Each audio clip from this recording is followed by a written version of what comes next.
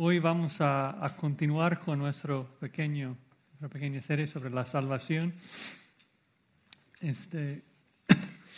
Dios nos salvó de sí mismo, de su ira que arde en contra de cada pecador. Dios nos salvó por medio de sí mismo. O sea, no necesitaban ninguna ayuda, ni mucho menos de nosotros. Y Dios nos salvó para sí mismo, para disfrutarnos y recibir gloria de nosotros para siempre. Es una bendición, es un privilegio poder meditar y pensar en la salvación que refleja las perfecciones de nuestro Dios que queremos adorar.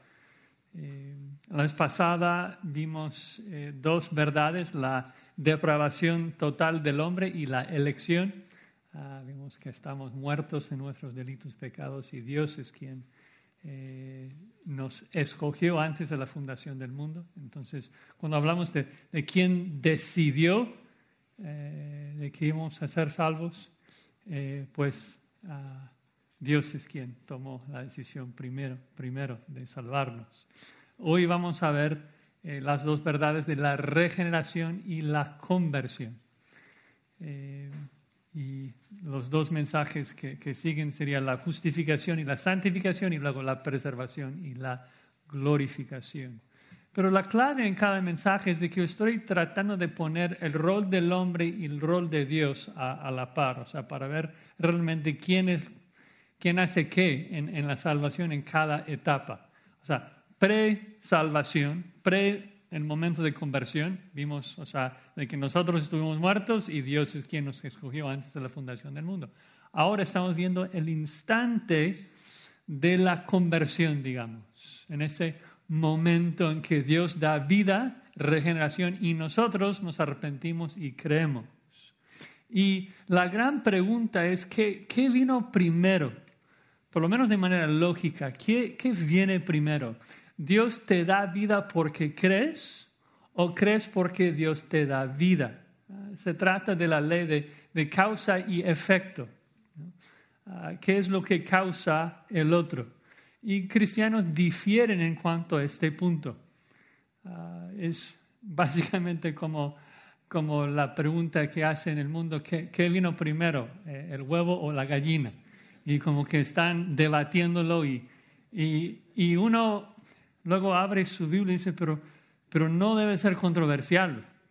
O sea, la Biblia tiene todas las respuestas, no es una gran duda. La gallina vino primero, Dios creó a la gallina madura y luego tuvo un huevo. Y creo que será similar en nuestro estudio de la salvación, de que si vamos a la Escritura va a ser obvio qué vino primero, qué causó el otro. Va a ser obvio de que nosotros vemos a Cristo porque primero Dios nos dio ojos. O sea, el cadáver no hace nada.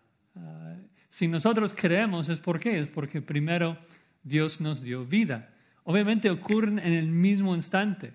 No es de que Dios te da ojos y luego 10 días después ves. No es de que Dios te da oídos y luego 10 años después escuchas. No, en el momento que Dios vivifica, pues tú te arrepientes, tú odias tu pecado y tú crees en Jesucristo. Pero sí, cuando hablamos de causa y efecto, la causa es la regeneración, el efecto es la conversión. ¿Sí? Entonces, hoy en esta tarde vamos a estudiar esta gran realidad, estas dos verdades acerca de nuestra salvación que aumentará nuestra gratitud y alabanza a Dios. Que Dios vivifica y que nosotros nos arrepentimos. Y vamos a comenzar con la verdad de la regeneración. Y tal vez como introducción podemos comenzar en Efesios capítulo 2, un pasaje bien conocido. Quisiera leer los primeros 10 versículos solamente para recordarnos del tema y luego vamos a orar para pedir la ayuda del Señor. Dice Pablo en Efesios 2, 1. Y Él os dio vida a vosotros cuando estabais muertos en vuestros delitos y pecados, en los cuales anduviste en otro tiempo siguiendo la corriente de este mundo conforme al príncipe de la potestad del aire, el espíritu que ahora opera en los hijos de desobediencia, entre los cuales también todos nosotros vivimos en otro tiempo en los deseos de nuestra carne, haciendo la voluntad de la carne y de los pensamientos, y éramos por naturaleza hijos de ira, lo mismo que los demás. Pero Dios, que es rico en misericordia por su gran amor con que nos amó, aun estando nosotros muertos en pecados, nos dio vida juntamente con Cristo. Por gracia sois salvos. Y juntamente con Él nos resucitó y asimismo nos hizo sentar en los lugares celestiales con Cristo Jesús, para mostrar en los siglos venideros las abundantes riquezas de su gracia en su bondad para con nosotros en Cristo Jesús. Porque por gracia sois salvos por medio de la fe, y esto no de vosotros, pues es don de Dios, no por obras para que nadie se gloríe, porque somos hechura suya, creados en Cristo Jesús para buenas obras, las cuales Dios preparó de antemano para que anduviésemos en ellas. Señor, te suplicamos en esta tarde que tú nos ilumines y nos ayudes a comprender esta verdad de que tú nos diste vida y debido a esto luego creímos en ti. Ayúdanos a humillarnos delante de esta gran verdad y poder vivir delante de ti en una manera que refleja en lo que tú has hecho por nosotros. También te rogamos que nos animes a proclamar y predicar tu evangelio al mundo, sabiendo de que tú salvas por medio de tu palabra. Lo pedimos en el nombre de Cristo Jesús. Amén. Entonces, comencé con ese texto porque une las verdades que vimos la vez pasada y las verdades que vamos a ver hoy. Une la verdad de que nosotros estuvimos muertos en nuestros delitos y pecados, éramos cadáveres, hijos de ira, y luego Dios nos dio vida, versículo 5 de Efesios 2, y luego después de recibir esa vida es cuando nosotros creemos y aún después hacemos obras. Todo lo que viene en la salvación viene debido a la obra de Dios en nosotros, en darnos vida. Y eso es una verdad que se enseña en toda la Escritura, no es una verdad nuevo testamentaria. De hecho, si regresamos en nuestras Biblias a Deuteronomio 30, un día llegaremos a Deuteronomio 30 para una mayor explicación, pero nada más rápido, vean. Deuteronomio 30, como yo lo entiendo, es la primera prueba, la primera idea del nuevo pacto, esa idea de regeneración. Cuando Moisés escribe en Deuteronomio 30, versículo 6, de que circuncidará Jehová tu Dios tu corazón y el corazón de tu descendencia, para que ames a Jehová tu Dios con todo tu corazón y con toda tu alma, a fin de que vivas. Es decir, que Dios va a hacer una obra en el corazón del hombre, dándole la capacidad de amarle, de no pecar y así vivir eternamente con Él. Ahora, veremos esta verdad un poco más mientras avanzamos en la Escritura, pero la promesa del nuevo pacto es una regeneración completa. Nosotros estamos recibiendo parte de las bendiciones del nuevo pacto hoy, pero no todo, no amamos perfectamente a Dios todavía.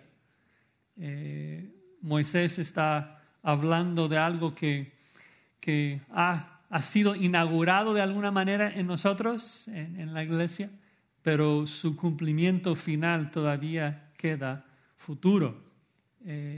Vemos otra explicación de esa realidad en Jeremías 31, otro texto muy clave, muy conocido acerca del nuevo pacto.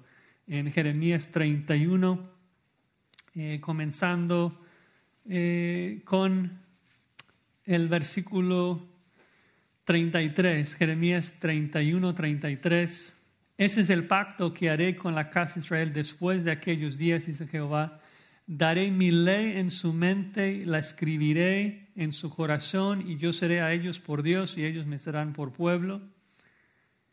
Y no enseñará más ninguno a su prójimo, ni ninguno a su hermano, diciendo, conoce a Jehová, porque todos me conocerán, desde el más pequeño de ellos hasta el más grande, dice Jehová, porque perdonaré la maldad de ellos y no me acordaré más de su pecado. Entonces la promesa del nuevo pacto en su cumplimiento final, nuevamente es una obra divina en el corazón del creyente, en donde Dios va a escribir su ley en su mente, la va a escribir en su corazón y le va a permitir obedecerle perfectamente. Y repito, esto ha comenzado en nosotros en la parte interna del hombre, en lo inmaterial. Nuestras almas, por decirlo así, han sido regeneradas, pero todavía estamos dentro de cuerpos caídos. Entonces, el cumplimiento final del nuevo pacto de Deuteronomio 30, Jeremías 31, será cuando tenemos corazones regenerados dentro de cuerpos regenerados, ¿sí? Luego también en el pasaje famoso de Ezequiel 36, del valle de huesos secos, que habla de la restauración futura de Israel, vemos de que básicamente el hombre sin Cristo, sin Dios, se ve como un valle lleno de huesos secos, sin vida, y luego Dios habla, ¿no? Ezequiel profetiza y la palabra de Dios da aliento, ¿no? a los huesos y se unen y se forman los ligamentos, los tendones, los músculos y luego la piel y todo el cuerpo y reciben vida, que habla de la misma realidad, ¿no? De que Dios va a regenerar. En particular Ezequiel 36, 25. Esparciré sobre vosotros agua limpia, seréis limpiados de todas vuestras inmundicias, de todos vuestros ídolos os limpiaré. Versículo 26, os daré corazón nuevo, pondré espíritu nuevo dentro de vosotros y quitaré de vuestra carne el corazón de piedra y os daré un corazón de carne. Pondré dentro de vosotros mi espíritu y haré que andéis en mis estatutos y guardéis mis preceptos y los pongáis por obra. Entonces, tenemos esa realidad de que Dios promete de que un día su pueblo le va a obedecer perfectamente porque van a ser nuevos, van a ser regenerados. Y como dije, ahora estamos como a la mitad más o menos de ese proceso. Nuestro espíritu por dentro ha sido renovado, regenerado. La creación física, incluyendo nuestros cuerpos, todavía espera la regeneración. Cristo habla de esto en Mateo 19, las 2 veces que la palabra regeneración se usa en el Nuevo Testamento. Jesucristo lo usa en Mateo 19 hablando de la regeneración de todo el cosmos en el futuro. Dice en Mateo 19, versículo 28, Jesús les dijo, de cierto os digo que en la regeneración, cuando el Hijo del Hombre se siente en el trono de su gloria, vosotros que me habéis seguido también os sentaréis sobre 12 tronos para juzgar a las 12 tribus de Israel. Es decir, que la regeneración totalmente cumplido, según Jesucristo, será cuando Dios renueve, da vida a toda su creación, dándonos cuerpos nuevos, creando un nuevo mundo, nueva tierra, nuevos cielos, y allí obedeceremos perfectamente a Dios. Ahora, en la iglesia, en nuestros tiempos, como dije, tenemos nuevos corazones, la parte inmaterial, somos nuevos por dentro. Y esto es, digamos, el primer paso para llegar a la vida eterna. Es un paso necesario. Recuerden que Jesucristo dice en Juan 3, de que si no naces de nuevo, no tienes parte con Él. La única manera de entrar en el reino de Jesucristo es de nacer de agua y de espíritu, que es una referencia al pasaje en Ezequiel que leímos, de Ezequiel 36, de que Dios los iba a limpiar con agua limpia y luego iba a poner su espíritu en ellos. Tito 3:5 habla de lo mismo. Cuando habla de la regeneración, habla de de lavamiento con agua y renovación.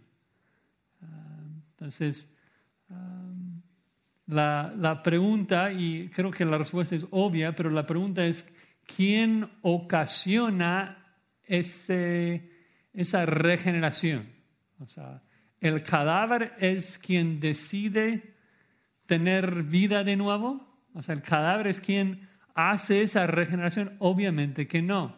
Dios es quien decide. Somos engendrados, como Jesucristo explica en Juan 1, versículo 13, de que nosotros no somos engendrados de sangre, ni de la voluntad de la carne, ni de la voluntad del varón, sino ¿de quién? De la voluntad de Dios. ¿No? Llegamos a tener vida por la voluntad de Dios y no de nosotros.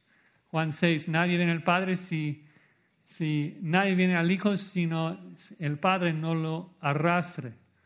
Hechos 13, 48, ya lo leímos la vez pasada, solamente creyeron los que estaban ordenados para la vida eterna. Y la verdad es que cuando pensamos en todos los pasajes que hablan de la regeneración, cuando vemos todas las ilustraciones, o sea, es obvio de que es algo que Dios tiene que hacer y que el hombre no participa en ninguna manera, ¿no? ¿Qué parte juega el bebé en su nacimiento? Pues cero. Igual entonces con el segundo nacimiento nosotros no participamos. ¿Cuánto y cómo podía Nicodemo controlar el viento en Juan 3? No, o sea, nadie controla dónde el Espíritu sopla. ¿Puede uno circuncidar su corazón? No. ¿Huesos secos son capaces de unirse, crear carne y vivir? No. ¿Un cadáver puede resucitar a sí mismo? No. ¿No? ¿Qué participación tendrá la tierra en el futuro cuando Dios lo renueve y lo regenera? Ninguna participación. Un muerto no puede decir que Jesús es Señor, según Pablo en 1 Corintios 12, 3. Entonces, si la regeneración es algo que Dios requiere para la salvación, Él tiene que hacerlo. Ahora, rápidamente, algunos de los resultados de la regeneración de nuestros espíritus. Según Pedro 1, 4, ahora compartimos la naturaleza divina. Es decir, que todos los atributos comunicables de Dios, su misericordia, su compasión, su justicia, todo lo que Dios es en términos de su naturaleza, ya somos iguales en nuestra alma, en nuestro hombre interior. Obviamente, repito, es importante recalcar de que somos nuevas criaturas solamente por dentro, pero nuestro espíritu está esclavizado dentro de un cuerpo caído. Y nosotros como seres humanos somos la unión de esas dos partes, la parte inmaterial y la parte material. Y esas dos partes no pueden funcionar independiente de la otra. O sea, tu alma no puede pensar por sí solo. Tu alma piensa con tu cerebro físico. Y tu cerebro físico está caído, está habituado al pecado.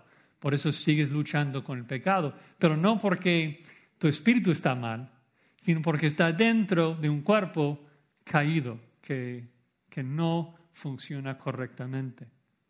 Ahora, Efesios 4, somos nuevos seres, somos nuevas criaturas, según Corintios 5, 17.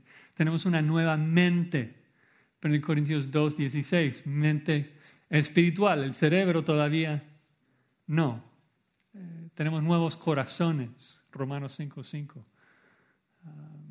Entonces, somos nuevos por dentro. ¿Y cuál es la implicación entonces? ¿Cómo aplicamos, cómo obedecemos esa verdad?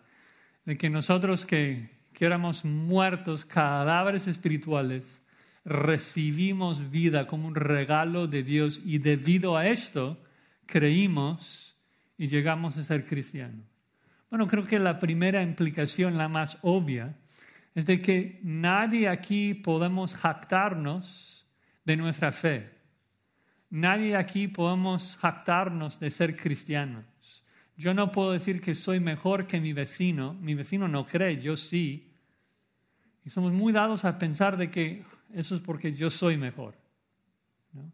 De que mi vecino no tenía el intelecto, no tenía la capacidad de escoger a Jesucristo.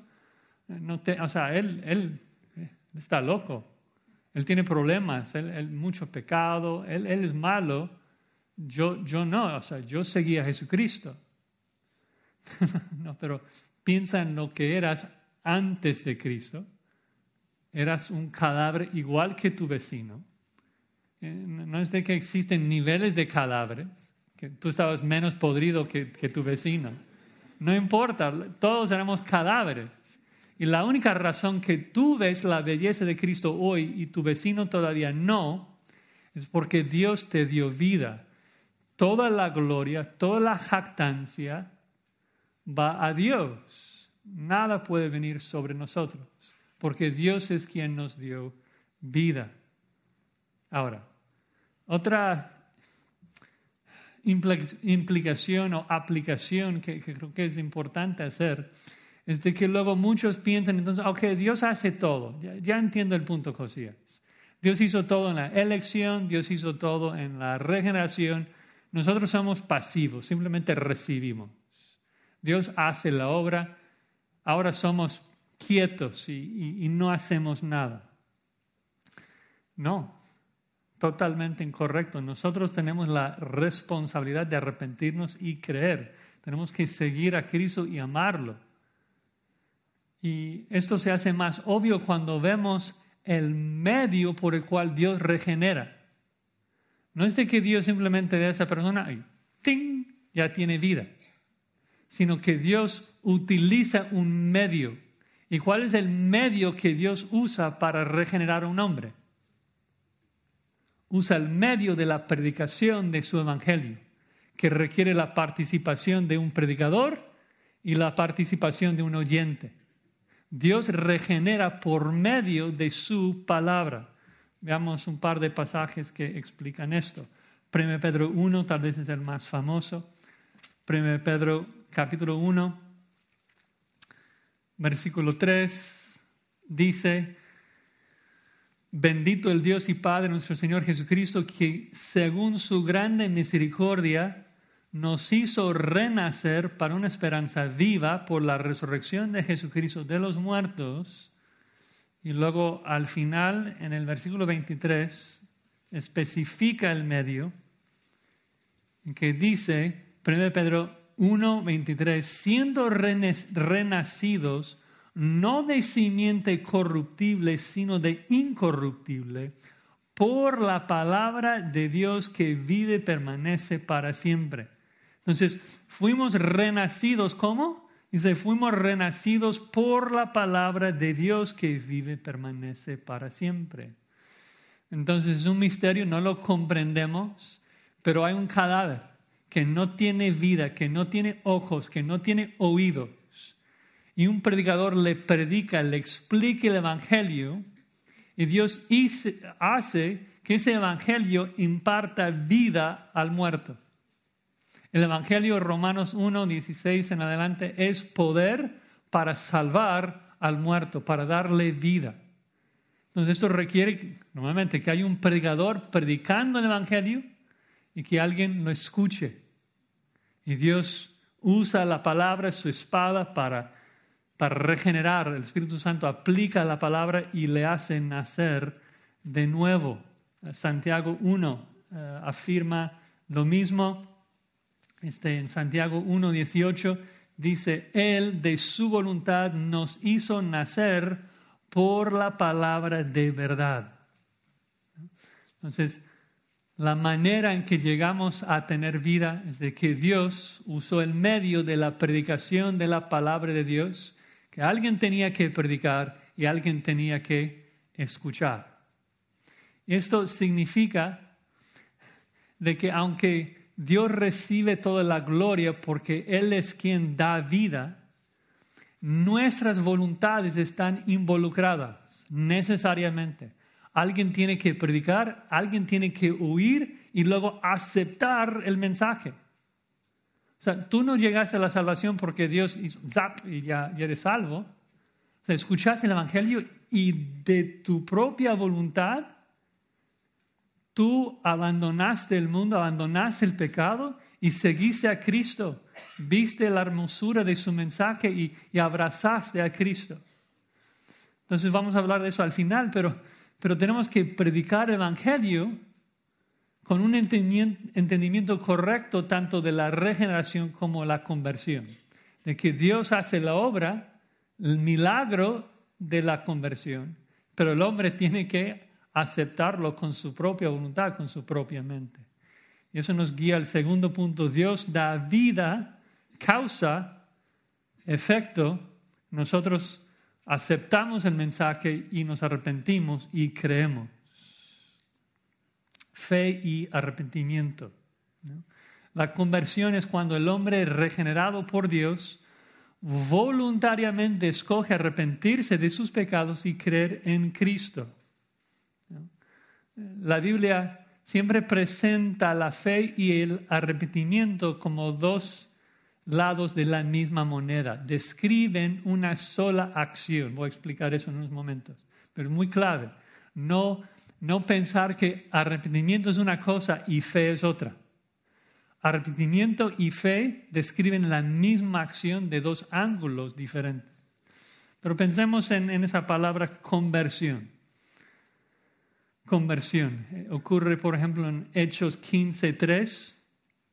Dice que ellos, pues, habiendo sido encaminados por la iglesia, pasaron por Fenicia y Samaria, contando la conversión de los gentiles y causaban gran gozo a todos los hermanos. También en Primera de Tesalonicenses, capítulo 1, tal vez el texto clásico que habla de la conversión y que la fe y el arrepentimiento describen la misma acción.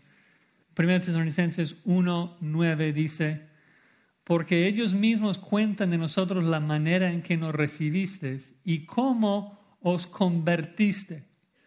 Y luego describe la conversión. Dice: cómo os convertiste de los ídolos a Dios para servir al Dios vivo y verdadero.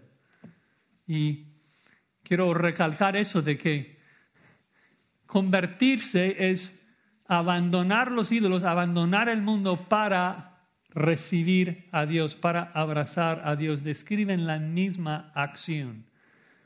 Si un pecador abraza a Dios, tiene que haber dejado a su pecado.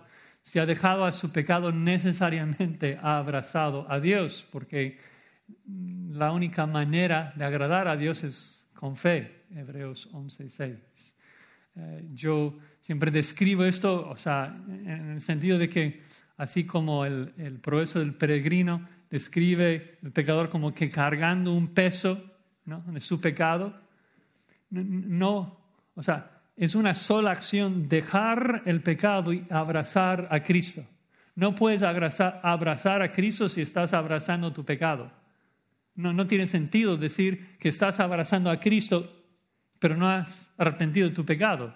Necesariamente, si estás abrazando a Cristo, si crees en Cristo, es porque ya dejaste tu pecado. Y tampoco tiene sentido hablar de creer en Cristo, o sea, de las dos maneras. Tampoco tiene sentido decir que te has arrepentido, pero no estás creyendo en Cristo.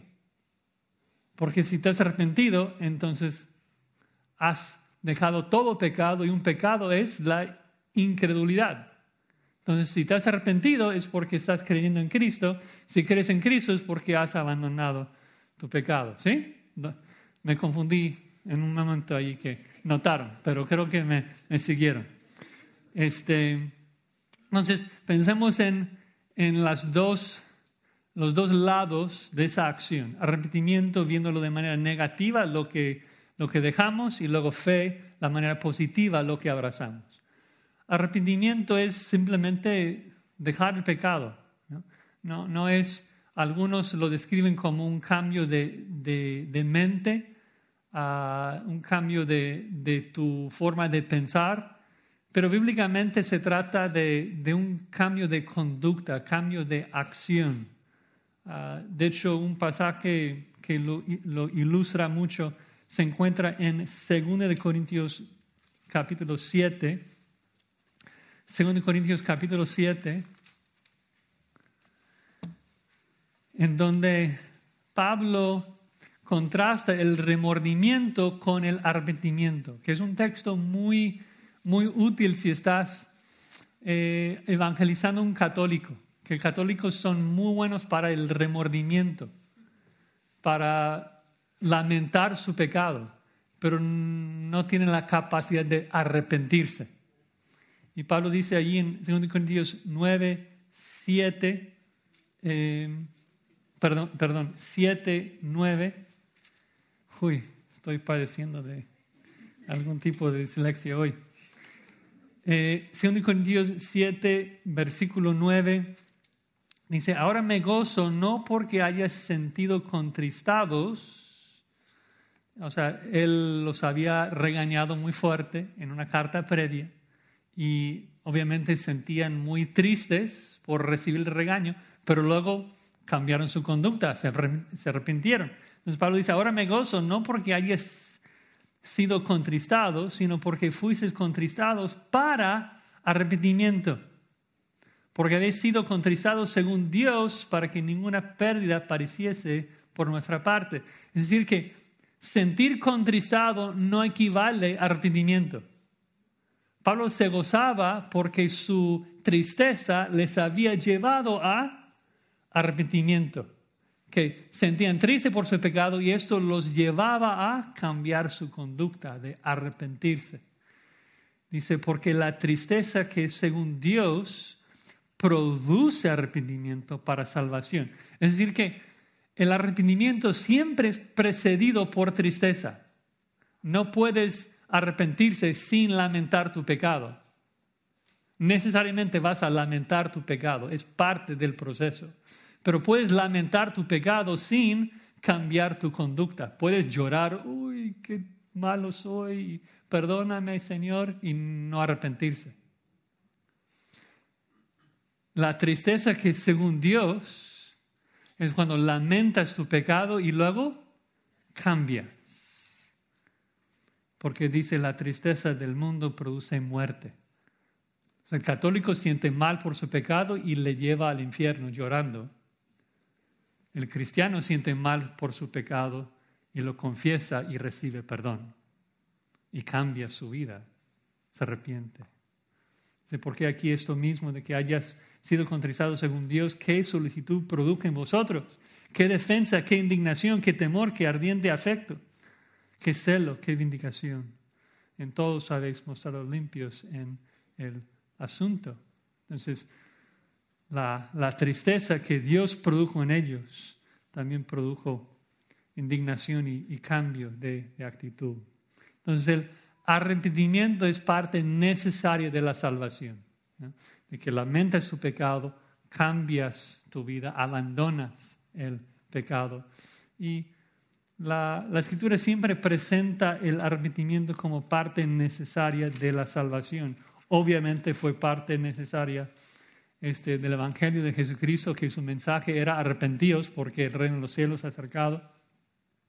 En Mateo 16, 24, un pasaje muy citado, ¿no? Si alguno quiere venir en pos de mí, niéguese a sí mismo y tome su cruz y sígame. Esto es el Evangelio de Cristo, de que si vas a creer en mí, es porque vas a dejar tu pecado, vas a dejar tu vida atrás y seguirme. No puedes seguirme con tu vida pasada, no puedes seguirme vivo. Tú tienes que tomar tu cruz, matar a Josías y seguirme a mí, ¿no? Entonces esto es el Evangelio de Jesucristo. Juan lo explica también en 1 de Juan, en palabras muy, muy de blanco y negro, 1 de Juan 3. Eso es para los cristianos, entre comillas, que dicen que tú puedes tener a Cristo como tu Salvador, pero no tu Señor. Que la persona que confiesa que Cristo es su Señor y firma en la tarjeta, pero vive como el diablo, es salvo. La Escritura dice que no. El cristiano es arrepentido. Dice 1 Juan 3:8, el que practica el pecado es del diablo, porque el diablo peca desde el principio. Para eso apareció el Hijo de Dios, para deshacer las obras del diablo. Todo aquel que es nacido de Dios no practica el pecado porque la simiente de Dios permanece en él y no puede pecar porque es nacido de Dios. Obviamente el cristiano peca. Es un requisito para ser cristiano, según 1 Juan capítulo 1. No negar que somos pecadores. Pero el cristiano es el que confiesa su pecado y crece en Cristo. La persona que sigue en el mismo pecado, practica el pecado dominado por el pecado y no ve ninguna progresión hacia la santidad, Juan dice, es un mentiroso, no conoce a Dios. Dice en versículo 7 del mismo capítulo 1 de Juan 3:7, hijitos, nadie os engañe, el que hace justicia es justo como Él es justo. No puedes decir que has sido justificado por Dios si no andas en justicia. La persona que ha sido salvo necesariamente busca la santidad. La persona que ha sido salvo necesariamente se arrepiente, confiesa su pecado, lo abandona y sigue. Vuelve a cometer los mismos pecados a veces, pero no como estilo de vida. No practica el pecado, no anda en el pecado. Intenta matar su pecado. Y vemos una progresión hacia la santidad. Y arrepentimiento es un regalo que Dios otorga, que Dios regala. Vemos muchos pasajes también que hablan de que el arrepentimiento no es algo que nosotros originamos, ¿no? Es una tristeza que Pablo dijo, Dios produjo. Lucas en Hechos 11 describe el arrepentimiento así. Hechos 11:18. Entonces, oídas estas cosas, callaron y glorificaron a Dios diciendo, de manera que también a los gentiles ha dado Dios arrepentimiento para vida. No es que los gentiles se les ocurrió arrepentirse, sino que Dios los otorgó, los dio, los regaló arrepentimiento para que pudieran tener vida. Lo mismo explica Pablo en Romanos 2:4. Menospreciáis las riquezas de su benignidad, paciencia y longanimidad, ignorando que su benignidad te guía al arrepentimiento. 2 Timoteo 2:25 también Dios regala arrepentimiento a los incrédulos. Ahora pasemos rápidamente a la fe. Entonces ya vimos la parte negativa de la conversión, de que abandonamos el pecado y una sola acción, rechazamos el pecado y abrazamos a Cristo, creemos en Cristo. La fe, obviamente ya leímos Efesios 2:8, también es un regalo de Dios, no es algo que originamos en nosotros. De Dios es el querer como el hacer, Él es quien produce en nosotros tanto el arrepentimiento como la fe. Cristo, Hebreos 12:2, es el autor de nuestra fe. Pero todo esto ocurre en el mismo instante, ¿no? De que Dios regenera, Dios da vida, y entonces vemos qué tan sucio y feo es nuestro pecado y abrazamos a Cristo. Todo ocurre en un instante, en un momento, ¿no? Como que somos muertos, no tenemos ojos, no vemos, y Dios prende la luz, nos da vida, nos da ojos. ¿Y qué vemos? Vemos lo feo que somos, mugrosos y totalmente grotescos. Y, uy, ¿qué soy? No quiero ser así. Entonces, clamo a Dios, abandono mi pecado y abrazo a Jesucristo porque veo que es mi Señor y mi Salvador. Entonces, aunque todo ocurre en el mismo instante, en el mismo momento, existe un orden lógico, ¿no? De que Dios da vida, por eso abandonamos el pecado y por eso abrazamos a Cristo en salvación. De que tenemos que también incluir eso de que, o sea, la predicación del Evangelio. De que alguien está predicando el Evangelio y es en ese momento que Dios nos da vida y por eso abandonamos el pecado y creemos en el Evangelio. Es imposible llegar a la conversión, llegar a la salvación sin la predicación del Evangelio. Romanos 10, la fe viene por el oír el Evangelio. Bueno, se me va el tiempo, vamos a ver si podemos pensar también en unas implicaciones, aplicaciones de lo que es la conversión. Y quiero comenzar con una ilustración para enfatizar nuevamente el hecho de que Dios hace el milagro de la regeneración y la conversión. Pero nosotros tenemos que participar en los medios que Dios usa para salvarnos. Saben que estoy en inglés predicando el libro de Éxodo y estaba pensando en el momento que cruzan el Mar Rojo, ¿no? Que es uno de los milagros más extraordinarios del Antiguo Testamento, que Dios, ¿no? O sea, parte el agua, hay murallas de agua de los dos lados y la tierra de o sea, el pueblo de Israel puede cruzar en tierra seca y todo eso. Y lo interesante es de que Moisés, al introducir el milagro, dice, vean el milagro que Jehová va a hacer, y luego va y toma su vara, así como Jehová le había dicho, y pega el agua. O sea, Dios le dijo a Moisés, o sea, toma tu vara, pega el agua y se va a partir. Entonces Moisés agarra la palita, la vara, y va y pega el agua. Y claro, o sea, al pegarlo desplaza un poquito de agua, ¿no? Y luego Dios lo abre, Dios hace el milagro. Ahora, pregunta, ¿el mar se hubiera dividido si Moisés no pega el agua?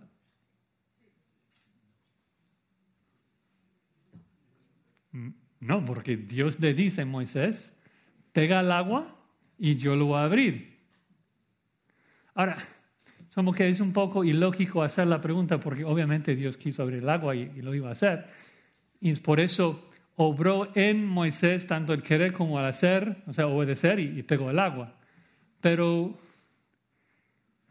Dios usa el medio, o sea, Moisés pegando el agua como la manera de obrar su milagro. Lo curioso es de que nadie está ahí pensando, wow, Moisés, qué fuerte eres, que lo pegaste tan duro que se dividió. O sea, todo el mundo se da cuenta de que Jehová es quien hace el milagro, pero Dios no hace el milagro sin la participación de Moisés en como ser usado en el medio de hacerlo. Y creo que es una ilustración que ayuda un poquito en cuanto a la regeneración y la conversión. De que si nos preguntamos, ¿quién hace el milagro de dar vida a un hombre? Obviamente Dios hace todo el milagro. Pero Dios salva a gente sin la proclamación del Evangelio. A lo mejor suena raro ponerlo así, pero Dios puede salvar a alguien en una tribu de África sin que esa persona escuche el Evangelio. Imposible, Dios no puede hacer eso. ¿Por qué? Porque sería quebrar su palabra, que dice que no lo hará. Entonces, si Dios quiere salvar a alguien en una tribu de África, ¿cómo lo hace? Enviando un misionero. Es lo que Pablo explica en Romanos 10. Por eso vamos a las naciones, porque la única manera que pueden llegar a la salvación es por medio de la proclamación del Evangelio. Entonces, cuando llegamos y predicamos el Evangelio, siendo un medio que Dios usa para salvar, ¿qué hacemos? Decimos, ok, voy a predicar y presentar el Evangelio y Dios va a hacer el milagro, Dios va a dar vida. Porque realmente no tiene que ser una buena presentación, porque Dios al fin y al cabo va a hacer la obra. Yo solamente tengo que hablar unas palabras y si me hace una pregunta a la persona, no sé, no importa si contesto o no, Dios es quien está haciendo el milagro. No podemos pensar así. ¿Por qué? Porque la persona tiene que comprender el mensaje, tiene que aceptar el mensaje, tiene que ser convencido del mensaje. Porque aunque Dios hace el milagro, el hombre está involucrado, tanto en la predicación como en recibir el mensaje. Tú no llegaste otra vez a la salvación porque Dios hizo... No, con tu propia mente, con tu propio cerebro, tú tienes que evaluar el mensaje. Tú tienes que aceptarlo. Tú tenías que rechazar al mundo. Tú tenías que rechazar tu pecado y abrazar a Dios, abrazar a Cristo, el Evangelio. Entonces, causa y efecto. Nunca podemos gloriarnos y decir, uy, yo acepté el mensaje. No, yo acepté el mensaje porque Dios causó esto. Pero la causa de regeneración produce un efecto, que es de que la voluntad del hombre se somete a la voluntad de Dios. Y nadie puede llegar a la salvación sin hacer esto, sin involucrar su propia voluntad y recibir el mensaje. Entonces, así para concluir, cuando estamos predicando el Evangelio, tenemos que predicar el Evangelio con un entendimiento correcto de la regeneración y la conversión. ¿Cómo predico el Evangelio con un entendimiento correcto de la regeneración? Bueno, yo sé que estoy predicando a cadáveres. O sea, cuando estoy predicando el Evangelio a mi vecino, yo sé que no me puede oír. Yo sé que no puede ver la belleza de Cristo, a menos de que Dios le dé vida. Entonces no tiene ningún sentido predicar el Evangelio sin orar. Es una pérdida completa de tiempo predicar el Evangelio sin rogar que Dios dé vida a la persona. Tú no puedes convertir a nadie, tú no puedes salvar a nadie, Dios tiene que darle vida. Así que tú tienes que predicar el Evangelio con eso en mente. Señor, dales vida, dale vida por tu Espíritu. Pero segundo, también tengo que predicar el Evangelio con la conversión en mente, de que la persona tiene que recibir el mensaje. La persona tiene que rechazar su pecado. La persona con su mente, con su cerebro, tiene que ver la belleza de Cristo. Entonces hago lo que Pablo dice, tengo que persuadir al hombre. Tengo que rogarlos. Tengo que presentar el Evangelio de manera clara, de manera persuasiva, ¿no? Si tiene preguntas, si tiene dudas, si objete y dice, no es cierto, tengo que persuadirlos, tengo que convencerlos, ¿no? Porque ellos con su propia mente tienen que recibirlo. Obvio, solamente lo van a recibir si Dios obra. Pero Dios obra ¿cómo? Dios obra por medio, a través, de la predicación de la palabra de Dios. Entonces tengo que mantener las dos verdades en mente. De que Dios es la causa, Dios da vida, pero causa el efecto de que la persona misma con su propia voluntad tiene que recibir el mensaje, rechazar, arrepentir de sus pecados y creer en Jesucristo. Entonces cuando estoy cumpliendo con mi responsabilidad de predicar el Evangelio, estoy predicando a la persona para convencerle de su pecado. ¿Has mentido? ¿Has desobedecido a Dios? Entonces mereces el infierno. ¿Has pensado en eso? De que si te mueres hoy, vas a parar delante de un Dios santo, justo. ¿Qué le vas a decir? Si has pecado contra Él. Tengo que convencerle. Y luego tengo que presentar las buenas nuevas de que Cristo promete perdón, promete la gracia de Dios, de que podemos tener vida eterna porque Él murió en la cruz para salvarnos, que Él resucitó al tercer día, que Él regresa por nosotros. Porque la persona con que estoy hablando tiene que creer ese mensaje, tiene que afirmar de que es cierto. Entonces, Dios es quien da vida, dependemos totalmente de Él, pero el hombre, con su propia voluntad, tiene que escuchar el mensaje, dejar su pecado y abrazar a Cristo. Y cada uno de nosotros que hemos llegado a Cristo comprendemos eso, porque es exactamente lo que pasó con nosotros. De que escuchamos el Evangelio, tal vez fue 100 veces que escuchamos el Evangelio. Y las primeras 99 veces que escuchamos el Evangelio lo rechazamos. Nos parecía absurdo, nos parecía tonto, una locura. Y luego, número 100, estamos escuchando el Evangelio y ¡ping! La luz se prende. Y, wow, es cierto. Y con nuestra propia voluntad, rechazamos al mundo, abrazamos a Cristo. Esto fue el efecto, la conversión. ¿Y la causa? La regeneración, que Dios nos dio vida. Amén. Bueno, oremos.